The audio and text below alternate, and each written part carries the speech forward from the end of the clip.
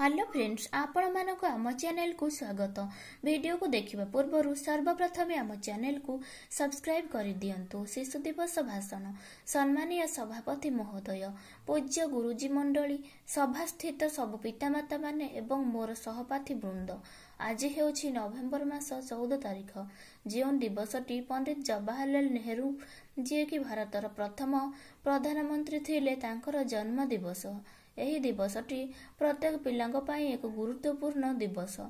जवाहरलाल नेहरू को मतरे पिला माने हेउछंती देशर संपद। पंडित जवाहरलाल नेहरू अलाहाबाद ठारे 1899 मसीहा नवेम्बर 14 तारिख रे जन्मग्रहण करथिले। पंडित जवाहरलाल नेहरू स्वरूप राणी एवं मोतीलाल नेहरूंकर संतान थिले।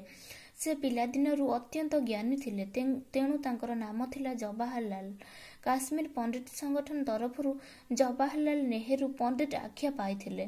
पिला माने पंडित जवाहरलाल नेहरू को चाचा नेहरू बोली संबोधन करुथिले, कारण तांको पिला माने अत्यंत भल पाउथिले। एही शिशु दिवसटी जवाहरलाल नेहरूंकर जन्म दिवस भावे पालन करा जाए।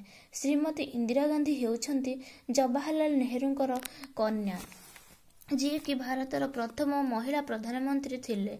भारतर स्वाधीनता प्रति पंडित जवाहरलाल नेहरूंकर अवदान बहुत। से जने भल लेखक थिले। से छोट छोट पिलांकु बहुत भल उपदेश देउथिले।